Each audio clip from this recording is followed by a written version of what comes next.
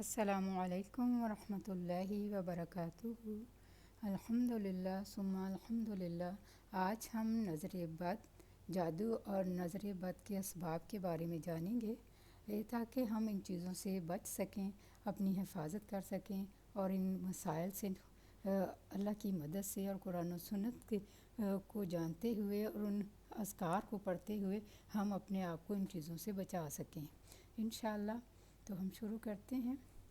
نحمده ونصلي على رسوله الكريم، اما بعد، فاعوذ باللہ من الشیطان الرجیم، بسم اللہ الرحمن الرحیم۔ ربی شرح لی صدری ویسر لی امری واحلل عقدۃ من لسانی یفقہوا قولی واجعل لی وزیرا من اہلی۔ ربی زدنی علما، ربی زدنی علما، اللہم فقہنا فی الدین، اللہم فقہنا فی الدین، آمین ثم آمین۔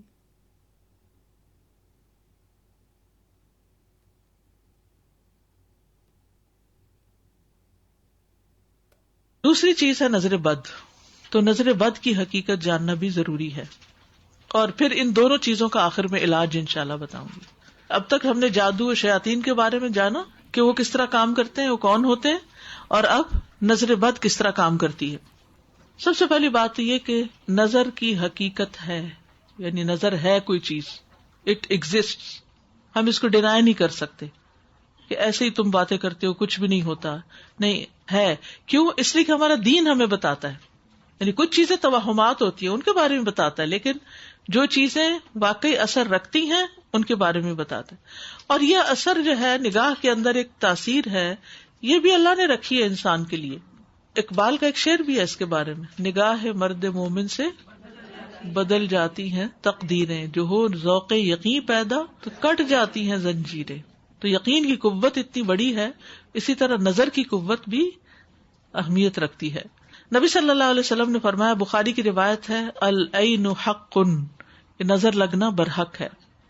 ابن قیم کہتے ہیں اپنی کتاب الزاد میں، یہ حاسد اور نظر لگانے والے کے نفس سے نکلنے والے تیر ہوتے ہیں، یعنی حاسد کی نگاہ سے، یا کوئی بھی حاسد نہ بھی ہو، بعض لوگوں کی نظر ایسی ہوتی ہے کہ ان کی نگاہ سے نکلنے والے تیر ہوتے ہیں جو انسان کو لگ جاتے ہیں اور کبھی نہیں لگتے، کبھی خطا ہو جاتے ہیں۔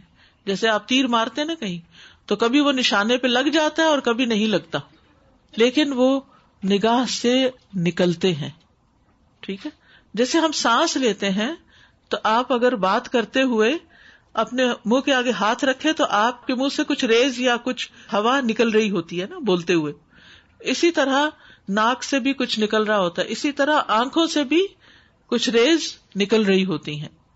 کسی کی زیادہ ہوتی، کسی کی کم ہوتی ہے، کسی وقت زیادہ ہوتی، کسی وقت نہیں ہوتی، یعنی کہ جب ایک انسان حسد میں مبتلا ہوتا ہے تو اس وقت جو دیکھتا ہے وہ اور طرح دیکھتا ہے۔ آپ دیکھیے غم کے وقت آپ کے آنسو کیسے ہوتے ہیں، گرم ہوتے ہیں، اور خوشی کے وقت کے آنسو کیسے ہوتے ہیں، ٹھنڈے ہوتے ہیں۔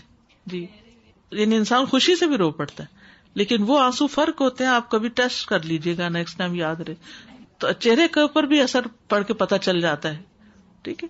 تو اسی طرح خوشی کے وقت انسان جب دیکھتا ہے تو اور طرح دیکھتا ہے، اس وقت بھی کچھ تیر نکلتے ہیں، اور غصے کے وقت یا حسد کے وقت جب وہ دیکھتا ہے کسی چیز کو خاص، اس سے کہتا ہے نا کھا جانے والی نظروں سے دیکھ رہا تھا، تو یہ کھانے والی نظریں ایسی ہی ہوتی ہیں۔ غصے کے وقت کھا جانے والی نظریں ہوتی ہیں، لیکن خوشی کے وقت پیار بھری نظریں ہوتی ہیں، اور اسی طرح دیگر مواقع پر بھی۔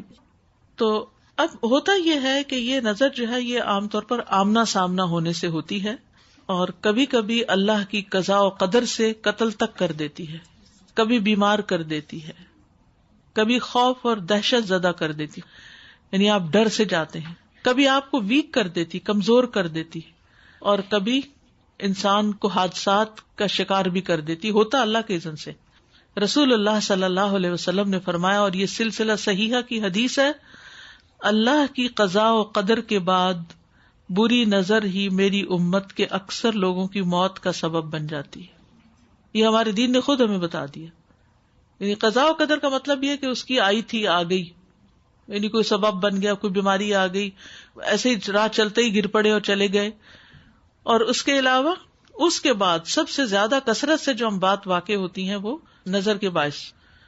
جانوروں پر بھی اثر کرتی ہے نظر. ایک اور حدیث میں آتا ہے، نبی صلی اللہ علیہ وسلم نے فرمایا نظر بد آدمی کو قبر میں اور اونٹ کو ہانڈی میں پہنچا دیتی ہے. یعنی جانور تڑپنے لگتا ہے اور پھر اچانک بیمار ہو جاتا ہے اور پھر اس کو ذبح کر دیا جاتا ہے، پکا لیا جاتا ہے. یہ ایک قدیم بیماری ہے. حضرت یعقوب علیہ السلام نے بھی اپنے بچوں کو اس سے بچنے کی تدبیر سکھائی تھی. سورۃ یوسف 67 میں آتا ہے وقال یا بنی، اے میرے بچوں، لا تدخلوا من باب واحد، تم سب ایک دروازے سے نہیں اندر داخل ہونا شہر میں. وادخلوا من ابواب متفرقہ، الگ الگ دروازوں سے جانا. وما اغنی عنکم من اللہ من شیء، اور میں تمہیں اللہ سے کچھ بھی کام نہیں آ سکتا، میں نہیں بچا سکتا. اگر تمہارے ساتھ کچھ ہونا ہوا تو پھر بھی ہو جائے گا، لیکن تم تدبیر اختیار کر لو. ان الحکم الا للہ، حکم فیصلہ تو صرف اللہ ہی کا ہے. علیہ توکلت، اس پر میں نے بھروسہ کیا. وعلیہ فلیتوکل المتوکلون، اور اسی پہ بھروسہ کرنے والوں کو بھروسہ کرنا چاہیے کہ میرا معاملہ اللہ کے سپرد ہے، کچھ نہیں ہوتا، کوئی نقصان نہیں ہوتا، اور اگر اللہ نے لکھا ہے کچھ ہونا ہوا تو اللہ ہی اس کو کاٹے گا، دور کر دے گا. تو اس سے کیا پتہ چلتا ہے کہ اس کے اثرات بہت پہلے سے ہی انسانوں کو معلوم تھے کہ ایسا ہوتا ہے. پھر اس کی کچھ اقسام ہے. نظر بد کی 2 اقسام ہے. ایک ہے انسانی نظر کا لگنا اور دوسرا ہے جناتی نظر کا لگنا. انسان تو ہمیں نظر آتے ہیں، جن تو نظر بھی نہیں آتے. ابن قیم کہتے ہیں کہ نظر کی 2 قسمیں ہوتی ہیں، انسانی نظر اور جناتی نظر. ام سلمہ سے مروی ہے، یہ صحیح بخاری کی روایت ہے کہ نبی صلی اللہ علیہ وسلم نے ان کے گھر میں ایک لڑکی دیکھی جس کے چہرے پر نظر بد لگنے کی وجہ سے کالے کالے دھبے پڑ گئے تھے، جیسے بچھائیاں سی نہیں ہوتی. نبی صلی اللہ علیہ وسلم نے فرمایا اس پر دم کرو، اسے نظر بد لگ گئی ہے. ایک خوبصورت بچی ہوگی، کسی نے دیکھا ہوگا، اٹریکٹ کی ہوگی، اور وہ اس کی نگاہ کے اثرات جا کے اس کی کیمسٹری تبدیل کر دی اس نے. اور پھر فرا کہتے ہیں، صفا کہتے ہیں جنوں کی نظر. اور یہ صفاتن کا لفظ یہاں پر آیا ہے حدیث میں، جو اس بچی کو نظر لگنے کا تھا، اور وہ انسانی نظر نہیں تھی، جناتی نظر بھی. آپ نے سنا ہوگا بعضوں کا جنات عاشق بھی ہو جاتے ہیں کچھ انسانوں پر، اور پھر ان کو پوزیس کر لیتے ہیں یا ان کو اپنے قابو میں کرتے ہیں یا اپنے طریقے سے چلاتے ہیں. اور جنوں کی نظر جو ہے وہ انسانوں کی نظر سے بھی سخت ہوتی ہے. ابو سعید کہتے ہیں، یہ ترمذی کی روایت ہے کہ رسول اللہ صلی اللہ علیہ وسلم جنوں اور انسانوں کی نظر بد سے پناہ مانگا کرتے تھے. کون؟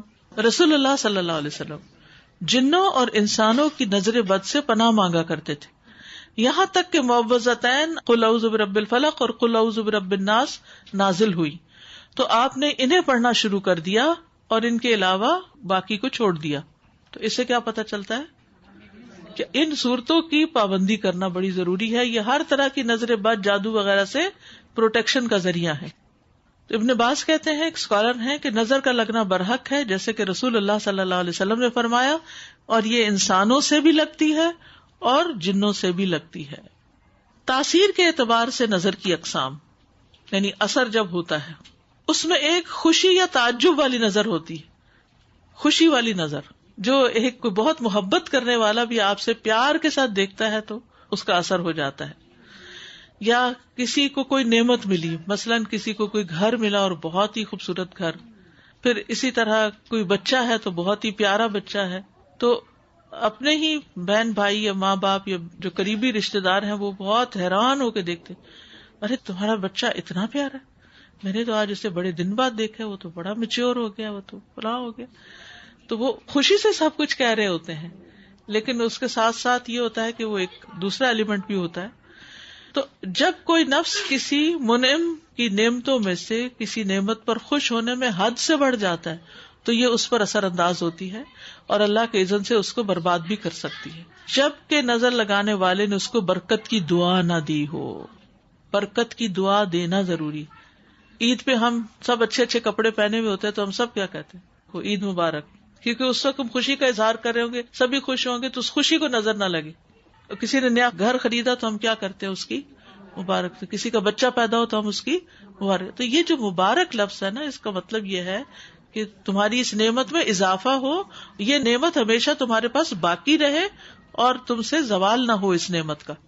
سورۃ الکہف آپ پڑھتے ہیں, اس میں آتا ہے وَلَوْلَا إِذْ دَخَلْتَ جَنَّتَكَ قُلْتَ مَا شَاءَ اللَّهُ لَا قُوَّةَ إِلَّا بِاللَّهِ إِن تَرَنِي أَنَا أَقَلَّ مِنْكَ مَالًا وَوَلَدًا. اور جب تو اپنے باغ میں داخل ہوا تو تو نے یہ کیوں نہ کہا ما شاء اللہ لا قوت الا باللہ, ما شاء اللہ لا قوت الا باللہ, جو اللہ نے چاہا, کچھ قوت نہیں مگر اللہ کی مدد سے. یعنی اپنی ہی چیزوں, اپنے ہی بچوں کو دیکھ کر, اپنے ہی گھر کو دیکھ کر, اپنی ہی نعمتوں کو دیکھ کر کیا کہنا چاہیے, ما شاء اللہ لا قوت الا باللہ.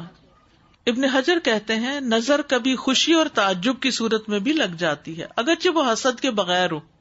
ضروری نہیں ہوتا کہ حسد ہی سے نظر لگے, اگرچہ وہ کسی محبت کرنے والے کی طرف سے ہو, اگرچہ وہ نیک آدمی کی طرف سے کیوں نہ ہو. یعنی بعض اوقات نیک لوگوں کی بھی نظر لگ سکتی ہے, یعنی ضروری نہیں کہ وہ برائی ہو.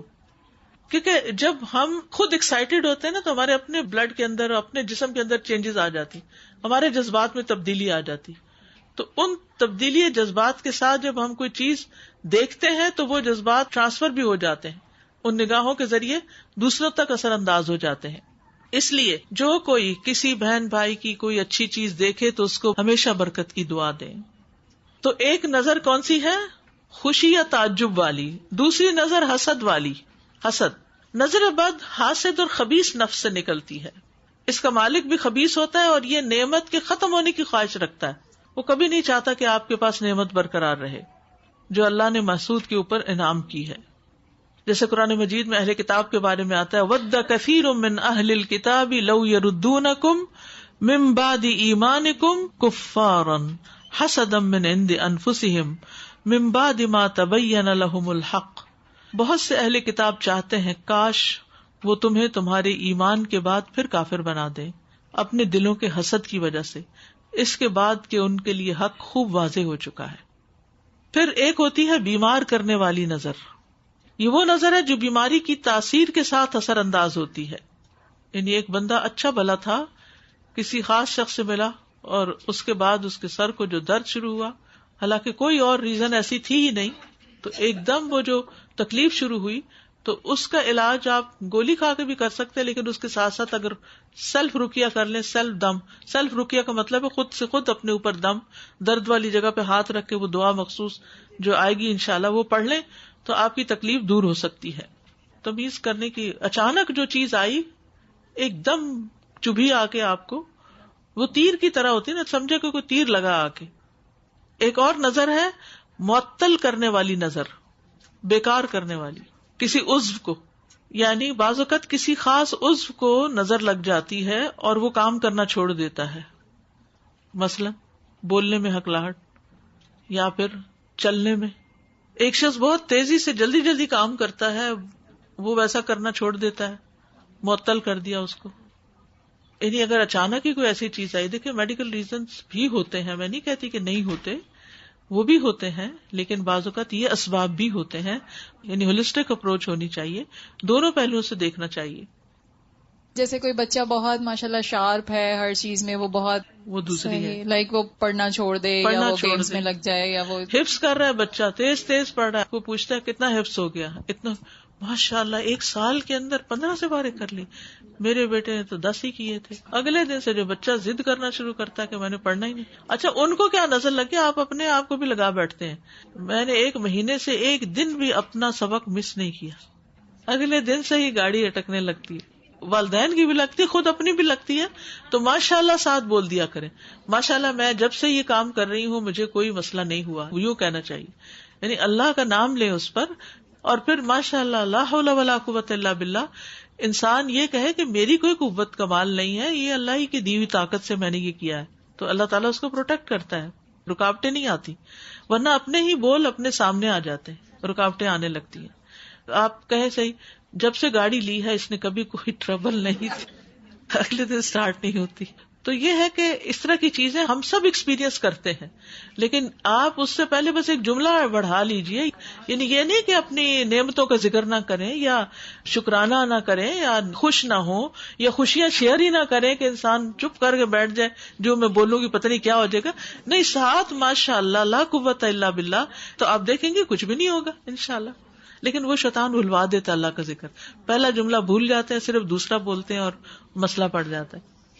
اسی طرح بعض اوقات موت واقع ہو جاتی ہے لیکن اللہ کے اذن سے. ٹھیک ہے، جیسے پیچھے بھی بات ہوئی نا کہ اونٹ کو ہانڈی میں پہنچا دیتی ہے اور انسان کو قبر میں اتار دیتی ہے، اور یہ بہت زہریلی نظر ہوتی ہے.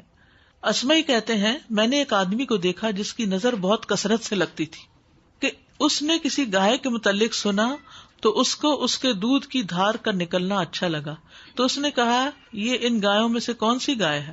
تو انہوں نے اس گائے سے توریہ کرتے ہوئے کہا یہ تو فلاں گائے ہے، یعنی کسی اور گائے کا نام لے لیا، جو اصل گائے تھی اس کا نام نہ لیا. تو دونوں گائے ہلاک ہو گئی، جس کے متعلق توریہ کیا اور جس سے توریہ کیا. اسمعی کہتا ہے میں نے سنا کہ وہ کہتا تھا جب میں کوئی ایسی چیز دیکھتا ہوں جو مجھے اچھی لگتی ہے تو میں پاتا ہوں کہ میری آنکھوں سے ایک تپش اور حرارت برآمد ہوتی ہے، یعنی اس کے اندر، اس کی کیمسٹری میں، اس کے بلڈ میں، اس کے جسم کی ورکنگ میں کوئی ایسی چیز ہوگی کہ جس سے وہ اثرات ہوتے ہیں. اگزامپل ہم نے سنا، اس کا مطلب ایبسینشیا میں غائبانہ بھی نظر لگ جاتی ہے، کیونکہ انہوں نے صرف سنا تھا ان گایوں کے بارے میں اور لگ گئی. جی ایسا بھی ہوتا ہے، یعنی جب کوئی کسی کے بارے میں کوئی ڈسکرپشن بتا رہا ہوتا ہے، میں نے یہ چیز دیکھی، ایسی دیکھی، ویسی دیکھی، حدیث میں آتا ہے نا اللہ بندے کے ساتھ اس کے گمان کے مطابق ہوتا ہے. پھر جادو اور نظر بد کے اسباب. جادو کیوں کرایا جاتا ہے، یہ نظر بد کیوں اثر کرتی ہے؟ نمبر 1 دشمنی یا حسد، کسی کو ذہنی جسمانی بیماری میں مبتلا کرنا، رشتوں میں رکاوٹ یا بندش ڈالنا. کسی نے رشتہ پوچھا نہیں، انہوں نے دیا تو کہا کہ اب ہم اس کا رشتہ بند کروائیں گے، تو وہ دشمنی کی وجہ سے ہوتا ہے کہ اگر ہمیں نہیں دیا تو اس کا کہیں بھی نہیں ہوگا. اولاد کی بندش، کاروبار میں بندش، مشترکہ کاروباروں کے حصہ داروں میں پھوٹ ڈالنا، تعلیم و ترقی میں رکاوٹ ڈالنا. نمبر 2 انسانی تعلقات میں خرابی، خامند بیوی میں تفریق، والدین اور اولاد میں لڑائی، پڑوسیوں میں فساد، دوستوں میں جدائی، بھائیوں کے درمیان نفرت. اب یہ جادو پھیلا کیوں ہے معاشرے کے اندر؟ سب سے بڑی وجہ اس کی جہالت ہے کہ لوگ اس کے شرعی حکم سے واقف نہیں کہ یہ کس قدر نقصان دہ چیز ہے. نمبر 2 ایمان اور تقوی کی کمزوری. نمبر 3 ان وسائل کی کثرت جو جادو پھیلانے اور جادوگروں تک آسانی سے رسائی پر معاون ہوتے ہیں. اب دیکھیے بیک ہوم بعض اوقات جگہ جگہ وہ لگے ہوتے ہیں، نجومی عامل، نمبر فون کے دیے ہوتے ہیں، گلی محلے کے ساتھ بورڈ لگے ہوئے ہوتے ہیں، اور وہ دکان بنا کے بیٹھے ہوتے ہیں، ہر کسی کے ایزیلی ایکسیسیبل ہوتے ہیں. یہاں بھی اخباروں میں آتا ہے. اچھا پورا صفحہ بعض اوقات ہوتا ہے. پھر اسی طرح لالچ اور مال کمانے کی رغبت، بعض اوقات مختلف چینلز یا کال سینٹر سے، اور یعنی اس طرح کی کالز بھی بعض اوقات آتی ہیں کہ اس چیز کا علاج ہے اس طرح. پھر بعض لوگ مستقبل بہتر بنانا چاہتے ہیں تو وہ اس پھندے میں پھنس جاتے ہیں. بیماریوں اور اوہام کی کثرت، جادوگروں کو روکنے کے لیے سزاؤں کا نہ ہونا، کوئی پوچھنے پکڑنے والا نہیں، کھلی چھٹی ہے، جو مرضی جادوگر بن بیٹھے. پھر اسی طرح بعض اوقات خرافات پر مبنی کارٹونز اور اس طرح کی چیزیں دیکھنا، وہ بھی بچوں کے ذہن پر اثر انداز ہوتے ہیں، کیونکہ اس میں بھی کچھ ہڈن سٹل میسیجز ہوتے ہیں. بعض گانوں کو بیک ٹریک کیا گیا ہوتا ہے اور شیطانی اعمال اس میں ہوتے ہیں، یعنی جن چیزوں سے شیطان خوش ہوتا ہے. پھر اسی طرح مسائل کا بھرمار ہونا اور زندگی میں مشکلات، اتنی مشکلات، اور جب وہ دیکھتے ہیں کوئی راہ نہیں تو چلو جادو سے ہی ہیلپ لیتے ہیں. یہ ایک بہت بڑا سبب ہے. بعض عورتیں شوہر کے ظلم و ستم کا شکار رہتی ہیں، مارتا ہے، پیٹتا ہے، خرچہ نہیں دیتا، تو پھر کوئی طریقہ نہیں سمجھ آتا، بے بس اور کمزور ہیں، تو وہ چل پڑتے ہیں کسی ایسے عامل کے پاس، وہاں جا کے اس کو بتاتے ہیں کہ ہمیں اپنے ہسبینڈ کے خلاف کوئی تعویذ دو. پھر اسی طرح کوئی شخص مثلا بے روزگار ہے، فقیر ہے، کہیں کوئی کام کاج نہیں، نہ کچھ پڑھا لکھا، نہ کوئی نوکری نہیں ملتی، وہ ایسے لوگوں کے ہتھے چڑھ جاتے ہیں. بعض اوقات کوئی بیماری ایسی ہوتی ہے جو طول پکڑ جاتی ہے تو لوگ کہتے ہیں اس کا ڈاکٹروں کے پاس علاج نہیں، چلو جادوگر کے پاس.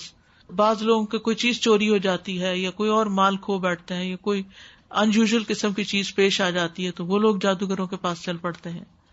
یعنی مسائل میں جب انسان گرتا ہے تو وہ کیا ہوتا ہے کہ نہ علم ہے، نہ تقوی ہے، نہ اللہ کا ڈر ہے، شرعی حکم پتہ نہیں، اور وہ پڑ گیا اس کے اندر. سر جادوگروں کے نام سے تو نہیں جاتے لوگ، عالم کے نام سے جاتے ہیں. عامل. عالم کے پاس جا رہے ہیں، عامل کہتے ہیں انہیں. ہاں نہیں مطلب مولانا کے پاس چلے جاتے کہ ہم کو علاج بتائے اس کا، ہمیں جی ہاں، پریشانی ہے. بعض مولانا کے پاس جاتے ہیں، بعض کسی اسی طرح کے عالم کے پاس، بعض عامل کے پاس، بعض جادوگر کے پاس. یہ نہیں کہتے جادوگر کے پاس جا رہے ہیں، یہی کہتے ہیں کہ نجومی کے پاس یا عامل کے پاس. ڈفرنٹ نیمز جیسے رکھے ہوئے نا. اب دیکھنا یہ ہے، نام کسی نے کچھ بھی رکھا ہو، بورڈ کچھ بھی لگایا ہو، دیکھنا یہ وہ کرتا کیا ہے. تو وہ انشاءاللہ آگے میں کچھ باتیں ذکر کروں گی کہ کیا علاج نہیں کروانا چاہیے، کس کے پاس نہیں جانا چاہیے اور کیا کرنا چاہیے. جو بھی خاص طور سے بچوں کو اسکیری موویز دیکھنے کا آج کل اتنا زیادہ رہتا ہے کہ جہاں پر بھی ہوتے ہیں تو اس سے بھی استاذہ وہ اثرات ہوتے ہیں نا، ذہنی طور پہ اثرات ہوتے ہیں. دیکھیے ہم جو کچھ ہے نا وہ اپنے ماحول کی وجہ سے موسٹلی، ایون باڈی لینگویج ہوتی ہے. آپ چھوٹے بچوں کو دیکھیں کہ بالکل ماؤں کی نقل کر کے ہاتھ اٹھا رہے ہوتے ہیں یا ٹون ان کی وہ ہوتی ہے. پھر ذرا بڑے ہوتے ہیں پھر ان کو تھوڑی سی اپنی آئیڈینٹی کا بھی خیال آتا ہے، لیکن بہت دفعہ ہمارے جیسچر حتیٰ کہ مسکرانے کا انداز وہ ویسا ہی ہوتا ہے جیسے ماں باپ کا ہے. اور وہ کہاں سے سیکھا انہوں نے؟ وہ جب 2 سال کے تھے ماں کی گود میں بیٹھتے تھے، ماں کی مسکراہٹ اچھی لگتی تھی، ویسے ہی کاپی کرتے تھے. اور وہ کاپی کرتے کرتے اتنی عادت ہو گئی کہ بڑے ہو کر وہی چل گئی، تو پھر وہ مشابہت آ جاتی. تو یہ ہوتا ہے کہ جو ہم آس پاس دیکھتے رہتے ہیں. میں کل ہی ایک اسکالر کے بارے میں پڑھ رہی تھی، ابن راوندی ان کا نام تھا، بہت نیک با حیا انسان تھے، بہت قابل. تو بہت پہلے کی بات ہے، اب کے نہیں، یہ پرانے اسکالرز میں سے.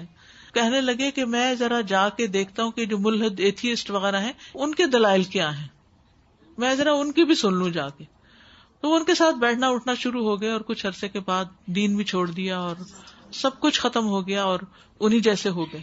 تو یہ بہت زیادہ ڈرنے والی بات ہے کہ آپ کی دوستی، آپ کے بچوں کی دوستی، ان کی کمپنی، ان کا اٹھنا بیٹھنا کن کے بیچ میں. اور اگر وہ مجبوری کے تحت بھی ہے، مثلا یونیورسٹی میں ہے، کہیں جاب جگہ پر ہے، تو پھر آپ کا مضبوط کنیکشن ان کے ساتھ بڑا ضروری ہے کہ اس کی دھلائی کرتے رہیں. یعنی جو کچھ وہ وہاں سے اثرات لے کر آتے ہیں اس کو انڈو کرتے رہیں. اگر آپ نے چھوڑ دیا ان کو ان کے حال پہ، تو پھر ایسا نہ ہو کہ وہ انہی کی ساری چیزیں صحیح سمجھ کے قبول کر لیں. تو یہ بات درست ہے کہ جس طرح کا لٹریچر پڑھتے ہیں، جس طرح کے دوست ہوتے ہیں، جس طرح کی باتیں ہوتی. ابھی بچی مجھے بتا رہی تھی کہ وہ کلاس 4 میں تھی، تو اس وقت اس کو جنوں کے بارے میں پڑھنے کا بڑا شوق ہے. تو کہتی ہے میں نے 200 کتابیں اس پہ پڑھی. تو آپ دیکھیے کہ وہ تو چند سال پہلے کی بات ہے، اب تو اتنا کچھ اویلیبل ہے. آپ نیٹ پہ جائیں اور دیکھیں کہ کیا کیا خرافات ہیں.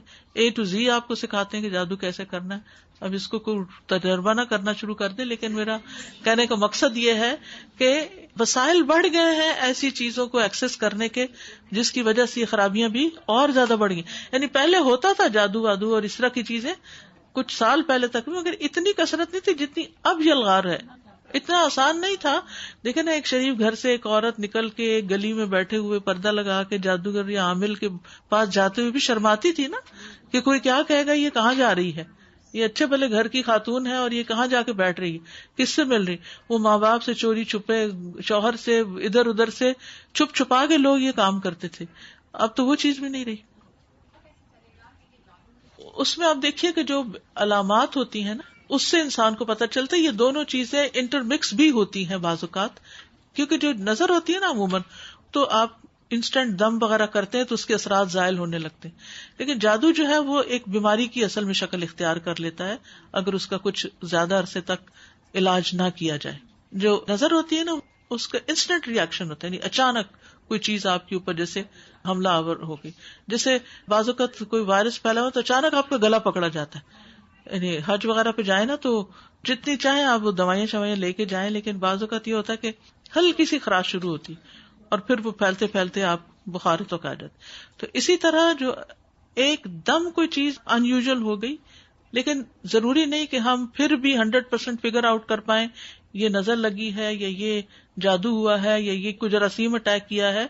لیکن بہرحال جو دعائیں بتائی گئی ہیں، یعنی قرآن کو جو شفا کہا گیا ہے، وہ اس معنی میں شفا ہے کہ جسمانی بیماریوں کے لیے بھی ہے اور روحانی کی.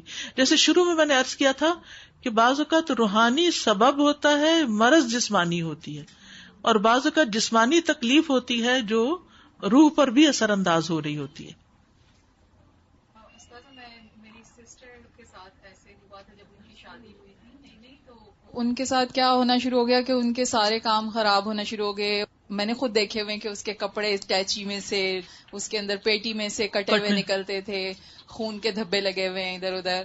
اور مطلب ہمیں پتہ بھی چل گیا تھا کہ کون ہو سکتا ہے جو ایسے کر رہا ہے. تو میری بہن کی ساس نے کوشش کی ادھر ادھر لے جانے کی، یا لوگوں کو بلا کے پتہ نہیں وہ عجیب عجیب سے عمل لوٹا گھما کے اور پتہ نہیں کس کس قسم کے کرنے کی، لیکن میری بہن نے منع کر دیا. انہوں نے کہا کہ نہیں، میں مطلب جو قرآن اور سنت کا ہے میں اسی پہ چلتی رہوں گی، اور ایز لانگ ایز مجھے پرسنلی کوئی اس سے نقصان نہیں ہو رہا. مطلب ان کا بہت زیور بھی گم ہوا اس طرح سے، لیکن ان کو اندازہ ہو گیا تھا کہ کون کر سکتا ہے. تو انہوں نے کیا کیا کہ ان کے ساتھ حسن سلوک شروع کر دیا. لائک ان کے بچوں کی فیسیں دینی شروع کر دی، ان کی بیٹی کی شادی بھی کرائی، اپنا زیور دیا، مطلب بہت زیادہ ابھی تک وہ کرتی ہیں. اور آہستہ آہستہ آہستہ آہستہ معاملات درست ہونا شروع ہو گئے اور یہ سب ختم ہو گیا.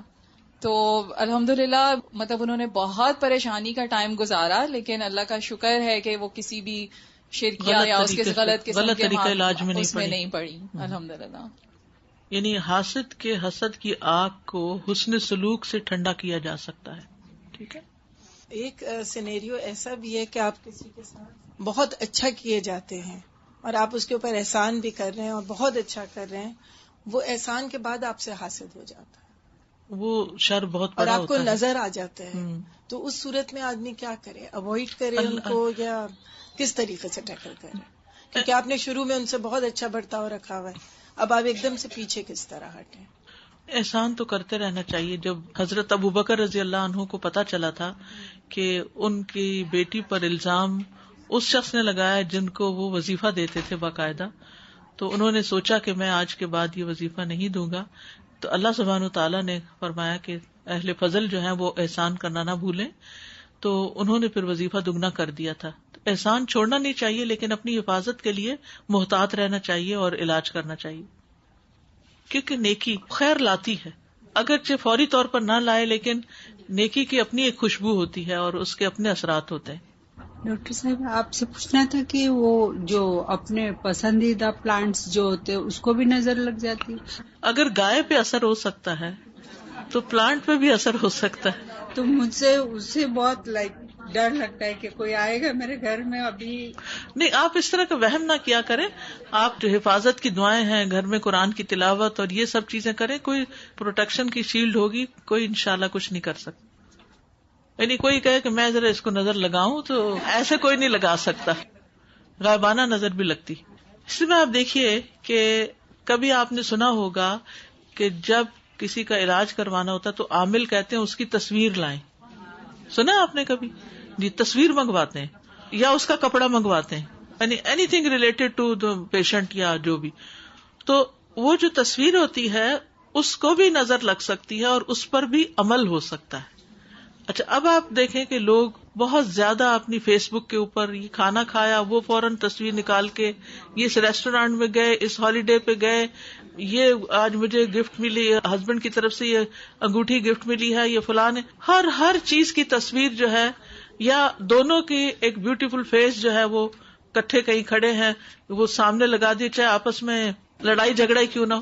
اب یہ چیزیں جو ہے جب وہ دوسرے لوگ دیکھیں جن کی زندگیوں میں نہ یہ کھانا ہے، نہ یہ ہالیڈیز ہیں، نہ یہ محبتیں ہیں، تو پھر ان کے دل کے اندر کیا پیدا ہوتا ہے؟ ایک حسد پیدا ہوتا ہے یا ایک غم پیدا ہوتا ہے، جس کے نتیجے میں پھر ان کے اندر سے جو اثرات نکلتے ہیں وہ پھر متاثر کرتے ہیں. تو اسی لیے کہا گیا نا کہ اپنے ارادوں کی تکمیل تک رازداری سے کام لو. کہ آپ کوئی پروجیکٹ شروع کر رہے ہیں تو شروع میں ہی اس کو نہیں بیان کرو. اسلامی طور پر تو یہ ہے ہی یہ بات کہ ارادوں کی تکمیل کے لیے رازداری سے کام لینا چاہیے، لیکن سائنٹیفکلی بھی اس کو اس طرح پروو کیا گیا ہے کہ جب آپ کوئی کام کرنا چاہتے ہیں نا اور ٹو مچ اس کے بارے میں ٹاک کر لیتے ہیں، میں یہ کرنا چاہتا ہوں، میں یہ کرنا چاہتا ہوں، تو وہ جو آپ کے اندر کا سارا کرنے کا جذبہ جو ہوتا ہے نا وہ باتوں میں کنورٹ ہو جاتا ہے اور اس کے بعد وہ کام نہیں ہوتا.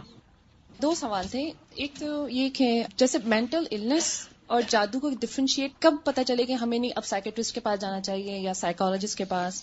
ایکچولی میرے ابو سائیکیٹرسٹ ہیں، تو بہت پیشنٹس میں نے دیکھے ہیں جو سیویئر ڈپریشن میں ہوتے ہیں، لیکن سمٹمس ان کے ایسے ہی مجھے سمجھ میں آ رہے ہیں جو آپ کہہ رہی ہیں کہ ایک دم جیسے جادو کیا ہوا ہے اور پریشانی ہے. سو کب ڈفرینشیٹ کریں کہ سائیکیٹرسٹ کے پاس جاؤ یا پھر یہ کہ دیکھیں ڈاکٹر کے پاس تو ہر صورت جانا ہی چاہیے، چاہے بظاہر آپ کو یوں لگے بھی کہ جیسے کوئی غیر معمولی اثرات ہیں، کیونکہ جب کوئی جادو بھی کرتا ہے تو اس کے اثرات جسم پر بھی آتے ہیں، فزیکل النس بھی ہوتی ہے.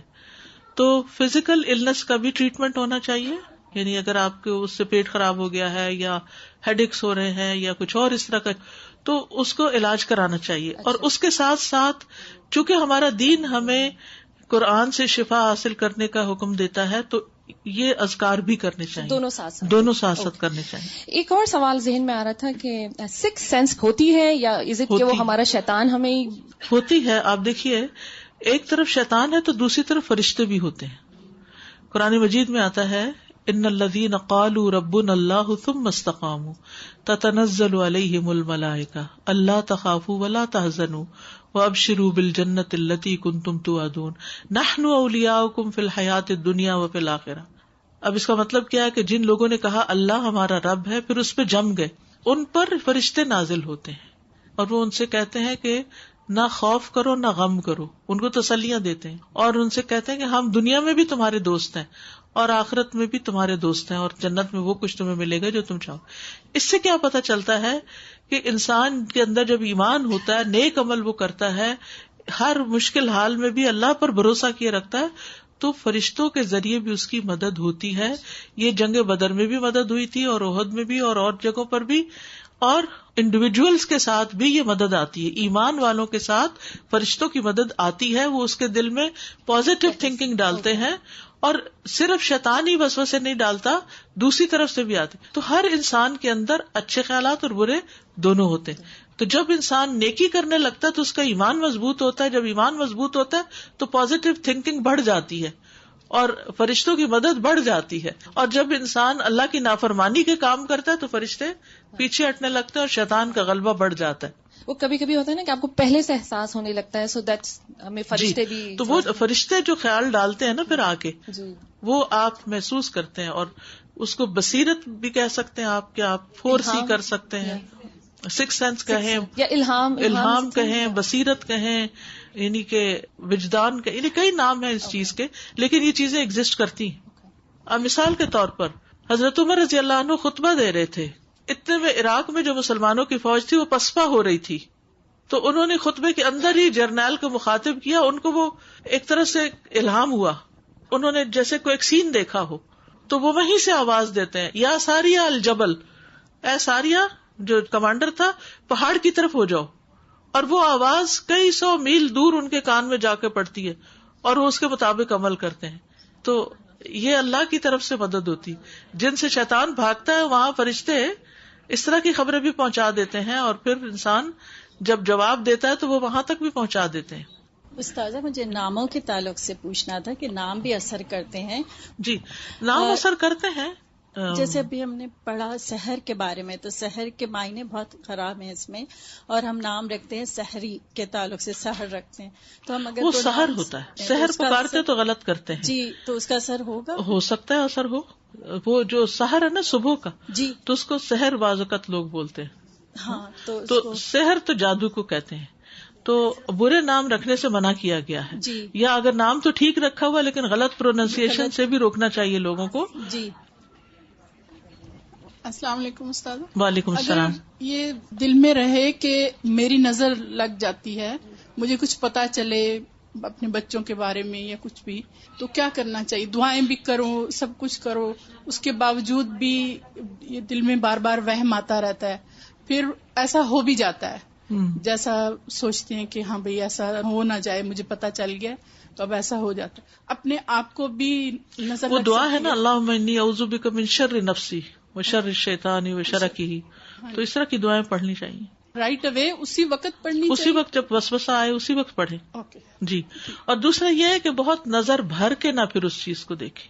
یعنی جب آپ یہ سمجھتے ہیں نا کہ آپ کی نگاہ بہت لگتی ہے، تو ایک ہوتا ہے سرسری نظر سے کسی چیز کو دیکھنا اور کہنا ماشاء اللہ لا قوت الا باللہ، اور ایک ہے کہ اس کو دیکھے تو دیکھتے ہی چلے جانا، گھور گھور کے دیکھنا، جیسے وہ نہ کیا جائے. بچے جیسے آ کے ڈسکس کرتے ہیں کوئی جاب انٹرویو یا اپنے کاروبار کے بارے میں، ماشاء اللہ لا قوت الا باللہ یہ پڑھنا شروع کر دیں.